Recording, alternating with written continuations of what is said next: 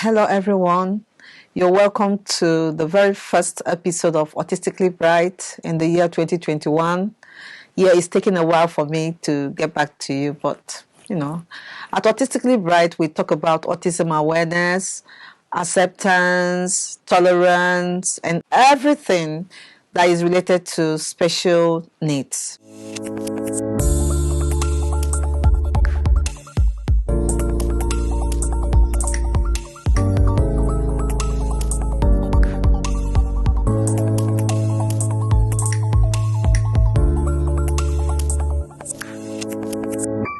Also, as a parent to Chine who is autistic, I share some experience to help create more awareness of autism.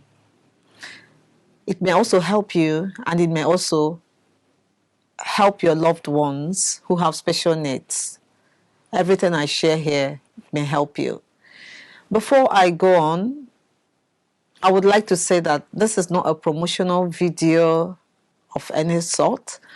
All the books I'm going to talk about today are from my own personal library. I have not been paid to promote the authors of the books in any way, shape, or form. Like they often say, knowledge is power. When parents get their child's diagnosis, or even without diagnosis, we begin to seek information about the challenge our child is faced with. This is because we want to do something about it. We want to help our child. This is what we do as parents, I believe. And this brings me to the topic of the day, which is how I help myself. I don't know how you help yourself, but I know how I help myself. Now, I do not mean to be rude or mean to anybody, but how many books have you read about autism, dyslexia, or about the needs your child is having or is facing? One of the things we should do is to invest in materials about that challenge our child is facing. It could be in form of books, or it could be in form of videos on YouTube. Thank God for YouTube. Or films. If the need has a name, then at least you know what you're looking for. It makes the job easier, I think. Also, if you cannot sit down to read a book, then you might want to listen to a tutorial podcast or watch a film or a documentary about it. Anything that gives you a clearer insight into what challenge your child is facing should be your food, should be my food, should be your focus, should be my focus. I have a very dear friend and sister who would say to me, you know what I'm like when it comes to sitting down and reading, eh? And she would ask me, does this book have a film? And if I said yes, she would say, okay, I would prefer a film. But if you're like my friend, then go for videos on YouTube or documentaries or even the films. I know ebooks are famous now, but as for me, I love to turn the pages of a book. This is one of the ways I help myself. It gives me great pleasure, great satisfaction. If you're someone who likes to have a good read, who likes the smell of the pages of a book, then buy books and take your time to read them. You might also be watching me right now and saying in your mind, well, it does not concern me because I have no special needs child or relative. But in your lifetime, I can guarantee you will meet someone who has a special need, like autism. And because there's no sign or feature on the face to say that this person is autistic, you may assume the wrong things about the person standing there in front of you, Do you not think you should broaden your knowledge and learn something new or add to what you already know? This is why I'm talking about autism awareness. Like I said at the beginning, knowledge is power. I'm sure you know that anyway. So I'll encourage you to borrow, buy, watch, and read as much as you can. Autism awareness requires that we read and research as well to keep ourselves updated. I have read a few and I'm going to share with you, since this is one of the ways I help myself. I help myself by reading. At the beginning, I did not know where to start from. And I was just digging around for knowledge. I borrowed books from our local library at the beginning of our journey. Some of them were too professional and too advanced for me, even now. And consequently, they gave me a lot of headache. They stressed me out. So I said to myself, Didi, don't kill yourself. Look for something simple. I searched to read about somebody or people who have experienced what I was faced with. Maybe I could get some ideas on how to approach my own situation. I decided to read books written by parents of special needs children, and there are so many of them on Amazon. One of the books written by a parent that I have read is the Special Parents Handbook by Ellen Nutbom. This one. It is one of my favorites. In it, she talks about her experience as a mom to her 3 children who have special needs.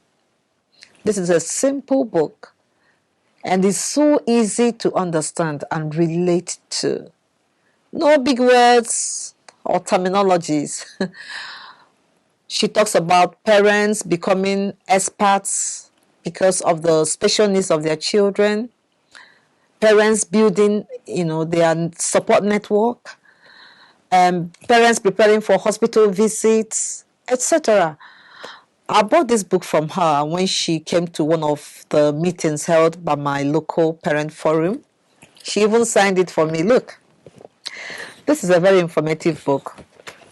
Another book I love so much is 10 Things Every Child with Autism Wishes You Knew by Ellen Nutbom. Please forgive me if I didn't get the name correct, but this is it. She is a mother of an autistic boy as well as a writer.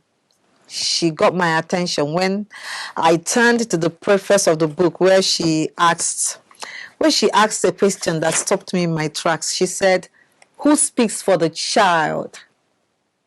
And she answered that question. She said she would take the risk.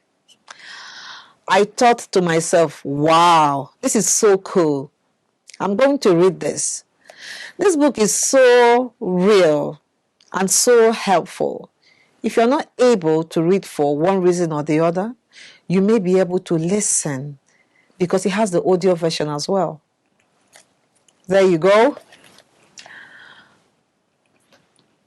After reading books written by parents for a while, I moved on to read books written by autistic persons themselves. This is where I am at for now. You ask me, do autistic people write books? Of course, they do. With the right support, anything is possible. So do not give up. No, not yet. Listening or reading from people with special needs, for example, autism, is the best thing to do because you get first-hand information that you can apply. You can tailor it to your own situation. You are hearing directly from people living the life and not from parents like me or relatives, I think when you need to hear how someone is feeling, the right thing to do is to ask the person living that life. Before you start asking people around the person, especially if the person can communicate in ways you are able to understand. So I read this book called The Reason I Jump. The Reason I Jump. And it is a memoir written in Japanese by Naoki Higashida. My apologies here again. It was translated into English by K.O. Yoshida and David Mitchell. This is a memoir he wrote when he was 13 years old. He's non-verbal autistic boy, and he talks about his autism and why he does some things that we neurotypicals do not understand. Again, this is a very simple book. I guarantee it will enlighten you on some questions you have about your child's sensory issues, things like hand flapping, meltdown, etc. You must have a go at Temple Grandin's books. She is 73 years old. I have just read 2 out of her many books. One is Thinking in Pictures, and the second is The Autistic Brain, which is this one. She's one of the very first adults to speak of her life as an autistic person. She was born in that era when autistic people were institutionalized. Her life story is amazing. And for those that prefer films, yes, there's a movie about her as well. She's a very strong voice in the autism community. I read this other book called Loud Hands. I'll show you. Which is a collection of writings by autistic people. And I'm going to read it all over again. It is about autistic people speaking for themselves, not having someone like me speaking for them. No. This one will blow your mind. It will open your eyes. I can tell you that it is a collection of writings by different authors who are autistic. Let me just read an excerpt on page 16. Continuing focus on the child's autism as a source of grief is damaging for both the parents and the child, and precludes the development of an accepting and authentic relationship between them. For their own sake and for the sake of their children, I urge parents to make radical changes in their perceptions of what autism means. Then on the same page 16, it says, autism isn't something a person has or a shell that a person is trapped inside. Autism is a way of being. It is pervasive. It colors every experience, every sensation, perception, thought, emotion, and encounter, every aspect of existence. It is not possible to separate the autism from the person. And if it were possible, the person you'd have left would not be the same person you started with. Here's another one on the same page. Therefore, when parents say, I wish my child did not have autism, what they are really saying is, I wish the autistic child I have did not exist, and I had a different non-autistic child instead. In short, you need to have this book in your personal library or borrow from me. But you must return it. That's all I can say. One book you should read if you are very interested by now in what I am saying is Steve Silverman's Neurotribes, The Legacy of Autism. Here it is. You can see my bookmarks. I read. If you want to know the history of autism and neurodiversity, this is the book to read. When you read this book, you have an idea what people like Temple Grandin, remember I mentioned that just a few moments ago, may have gone through growing up about 60, 70 years ago. It will make you cry. It will make you furious. It will make you laugh. It will inspire you. It will educate you as well. This one. You will thank me later. I am sure of that. One last book I'm reading now is called Uniquely Human, A Different Way of Seeing Autism by Dr. Barry M. Present. Forgive me again. Another lovely book, I must say, though I am yet to finish it. Yeah, when I finish it, I'll let you know. Right, go on now. Have yourself a treat. You can get these books from Amazon, or I might even lend it to you, like I said earlier, but you must promise to return and you must promise not to tear them. I also follow YouTubers who are autistic, and their videos are quite informative. I will leave a link with regards to that so you can pop over and check them out. You know what? I could go on, but I think the much I have said today is okay. I'll stop here for now.